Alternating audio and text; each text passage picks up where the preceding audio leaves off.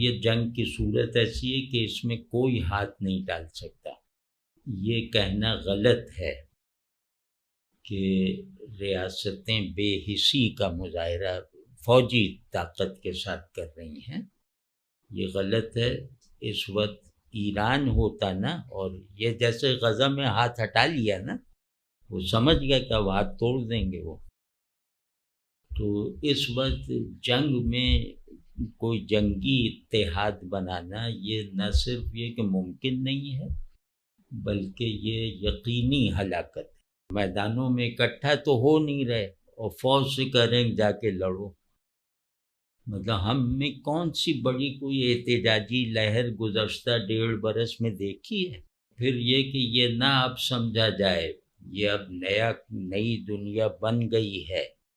پہلے مغرب پر ان کے عوام کی رائے اثر کرتی تھی، ویتنام کی جنگ عوامی دباؤ سے ختم ہوئی ہے، ان کے داخلی عوامی دباؤ سے، اور بھی کئی معاملات۔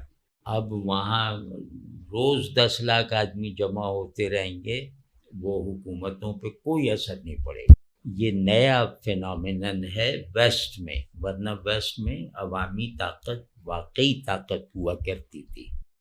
لیکن اب آپ دیکھ لیں نا، وہ فلسطین کے حق میں مظاہرے ہوئے یونیورسٹیز میں، تو جس طرح کا بہیمانہ تشدد عورتوں اور بچوں پہ وہاں کیا گیا ہے، اور جس طرح یونیورسٹیز پہ پاگلوں کی طرح پابندی لگائی گئی، جس طرح وہاں مسلمانوں سے اسرائیل کے بارے میں سوالات کو قانون کی حیثیت دی گئی، یونیورسٹیوں کی امداد روکی گئی، ریسرچ اسکالرز کو قید کیا گیا۔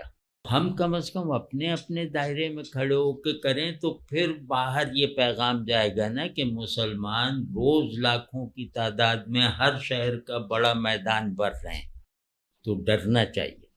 یہ سمجھ میں نہیں آتا کہ آپ 10 لاکھ آدمی مصر سے یا شام سے یا اردن سے اسرائیل میں داخل ہی ہو جائیں، آپ کا کیا خیال ہے 10 لاکھ آدمی پر کوئی فوج لڑے گی اس سے، یا لڑ سکتی ہے؟